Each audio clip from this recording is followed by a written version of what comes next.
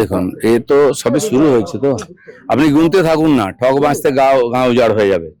1-1.5 লোককে immediate arrest করা উচিত, যারা অত্যন্ত অপরাধী, অত্যাচারী, লুটেরা। মানুষের প্রচন্ড ক্ষোভ আছে এদের বিরুদ্ধে, আর এই জন্য ওদের অ্যারেস্ট করা দরকার আছে। না হলে কোনো অঘটন ঘটে যায়, মানুষ যেভাবে অ্যাটাক করছে, রাস্তায় ঘিরছে, ধরছে, মারছে, পিটছে, যদি কোনো অঘটন ঘটে যায় সেন ওদের জীবনের স্বার্থে ওদেরকে অ্যারেস্ট করে জেলে রাখা উচিত। বাকি কোর্টে তার মামলা চলবে, প্রমাণ হলে দোষী সে তারা সাজা পাবে, কিন্তু ইমিডিয়েট পুলিশের এদেরকে অ্যারেস্ট করা উচিত। মানুষের ক্ষোভ খুব বাড়ছে, যাদের নিয়ে এত অত্যাচার, যাদের নিয়ে এত অভিযোগ, সেই লোকগুলোকে কাস্টডিতে রাখা উচিত। কোথায় কোথায় খবর দেখাবেন? খবর টিভি খুললেই দেখি চোরদের মুখ দেখতে, আমি তো ভয় টিভি খুলি না। আপনারা এত সুন্দর নিউজ দেখাচ্ছেন, কিন্তু আমরা দেখতে চাইছি না বা পাচ্ছি না, কারণ এই ধরনের লোকেদের বিরুদ্ধে একদিন কমপ্লেন করে এসেছি, তাদেরকে অনেকে চিনত না, তাদের মুখ দেখতে পাচ্ছে। সংবাদ মাধ্যমে যদি এই চোরদের মুখ ভরে যায় সকাল থেকে রাত অবধি, আমাদের পক্ষে খুব মুশকিল। যারা সংবাদ দেখা, অনেকের একটা নেশা আছে, সারাদিন বিভিন্ন চ্যানেল ঘুরে ঘুরে দেখেন, তারাও বোর হয়ে যাচ্ছেন। দেখুন, যেটা সম্ভাবনা সবাই বলেছিলেন যে টিপু মানে অখিলেশ বাবু যেটা করেছিলেন সমাজবাদী পার্টি নিয়ে, বাপকেই সরিয়ে দিয়ে দখল করে নিলেন, সবাই ভেবেছিল পশ্চিমবাংলায় সেই ধরনের একটা সিন হবে, কিন্তু মহারাষ্ট্রের সিন দেখতে পেলাম, উত্তরপ্রদেশের সিন হলো না। যা দেখলাম ওদের পার্টিদের কথা শুনে মনে হচ্ছে যে ক্ষোভটা ছোটবাবুর উপরে বেশি। যাই হোক, সবাই এখন অস্তিত্বের সংকটে ভুগছেন, মাথায় ছাতা চাই, কারণ একদিন অনাথ হয়ে যারা রাজনীতি করেছেন, কোথাও কোনো সকালবেলা প্রসাদ চড়াতে হয়, কাউকে ফুল চড়াতে হয়, কাকে চড়াবেন বুঝতে পারছেন না, খুবই সংকটের মধ্যে টিএমসির নেতারা। কিন্তু এটা জেনে রাখুন, মন্দিরই ভেঙে গেছে তো ভগবান কোথায় থাকবেন? এতদিন কি উনি মাটিতে বসতেন, নাকি ভরতের মতো খড়ম রেখে পুজো করতেন?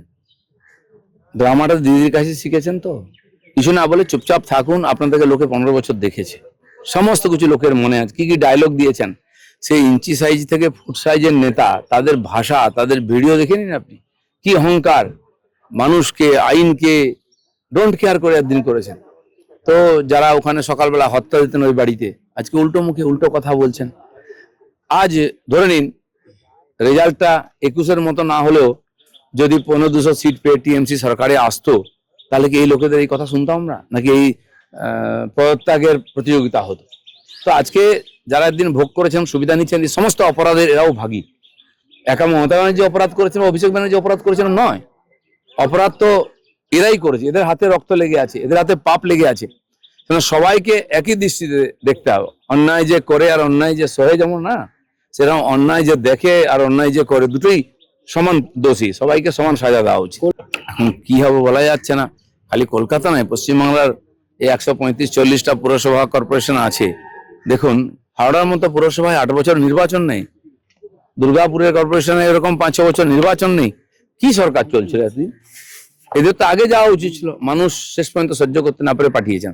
সেজন্য আমার যেটা মনে হচ্ছে সবই পরিষ্কার হবে, আগামী নভেম্বরের দিকে হয়তো সমস্ত পুরসভা নির্বাচনও হতে পারে। আপনাকে আমি তথ্য দিই, হসপিটালের মধ্যে শাড়ির দোকান তৈরি হয়েছে, তারপরে ওখানে স্পা তৈরি হয়েছে। এই যে কালচারটা, পয়সা লুটো, খাও, ফুর্তি করো, ক্লাবের ভিতর থেকে টাকা, ইউনিয়ন রুম থেকে কাঁড়ি কাঁড়ি টাকা পাওয়া যাচ্ছে, মদের বোতল পাওয়া যাচ্ছে ক্লাবের ভিতর থেকে, পাবলিককে উদ্ধার করছে। যে জানে পুলিশ কিন্তু এখনো হাত লাগাচ্ছে না। কিসের প্রভু ভক্তি জানি না, প্রভুর বিদায় হয়ে গেছে, ভক্তি যায়নি। পুলিশকে আরো সক্রিয় হতে হবে, নাহলে পুলিশকেও লোকে একই দৃষ্টিতে থাকবে, তাদের সঙ্গে একই রকম ব্যবহার করতে পারে। নেতারা এখন কাঁচা ডিম খাচ্ছেন, সেদ্ধ করারও সময় নেই। এই ধরনের লোকেরা কি ধরনের স্টেটমেন্ট দিত আপনারা দেখেন। মানুষকে এত বোকা ভাবেন এরা, যে যা ইচ্ছা করুক, উপর দিয়ে মারিয়ে চলে যাবো, দিনের পর দিন মানুষ কিছু করবে না। ভারতের গণতন্ত্র আর ভারতের জনগণ কত সজাগ সেটা মানুষ দেখিয়ে দিয়েছে। বাকি যাদের যেখানে যাওয়ার নিশ্চয়ই যাবে, সেটা আইন নিয়ে যাবে। প্রথম শপথ নিয়ে আমরা 9 তারিখ, তারপরে চলছে। সরকার তো কাজ করছে, মন্ত্রিসভা হলে কি 43 জন হবে, কি 33 জন হবে, কি কতজন হবে, সেটা নির্ভর করছে। তো মন্ত্রিসভার যে ক্যাবিনেট, তারা ডিসিশন নিচ্ছেন। যে কাজগুলো পেন্ডিং ছিল সেগুলো সরকার ডিসিশন নিচ্ছে, পাস হয়ে যাচ্ছে, কাজ শুরু হয়ে যাচ্ছে। এই মাস থেকে যত পেন্ডিং কাজ, কেন্দ্র সরকারের যত প্রকল্পের কাজ, সব শুরু হয়ে যাচ্ছে। কাল পরশু, আজকে দিল্লিতে বৈঠক হবে, আমরা এখান থেকে ভিসিতে থাকবো, এবং কাল থেকে যে জিরামজি, বর্তমান নারেগা হবে এই মাসে, পরের মাস থেকে জিরামজি শুরু হয়ে যাবে। সড়ক যোজনার টাকা এসে যাচ্ছে, কাজ শুরু হয়ে যাবে। আবাস যোজনা, শৌচালয়, সব কাজ শুরু হবে একসঙ্গে। তো এটা শুরু হয়ে গেলে তখন মন্ত্রীদের দায়িত্ব দেবে, তারা আবার আস্তে আস্তে সমস্ত দায়িত্ব বুঝে নেবেন। চলছে কাজ, অ্যাডমিনিস্ট্রেশনের লোকেরা কাজ করেন, যারা দিন কিছু করতেন না উল্টো করতেন তারাই কাজ করছেন, মন্ত্রী তো দেখাশোনা করবেন। 19 সাল থেকে মাননীয় প্রধানমন্ত্রী, বর্তমান হোম মিনিস্টার তখন প্রেসিডেন্ট ছিলেন, যেভাবে বাংলার জন্য সময় দিয়েছেন, চেষ্টা করেছেন এবং যথারীতি ফান্ডও দিয়ে গেছেন যে বাংলার লোকে কষ্ট না হোক, কিন্তু চোরেরা এখানে দাপিয়ে বেড়ে কিছু রেস্ট্রিকশন করেছেন। সেজন্য এই বাংলা ভারতের সঙ্গে তাল মিলেও শুধু নয়, ভারতকে নেতৃত্ব দেবে সেরকম বাংলা তৈরি করতে চাই, আর মাননীয় মোদীজির নেতৃত্বেই হবে। সেই জন্য বারবার উনি আসছেন, প্রতিনিয়ত চিফ মিনিস্টারকে ডেকে ওখানে বৈঠক হচ্ছে, নতুন নতুন সিদ্ধান্ত আমরা নিচ্ছি।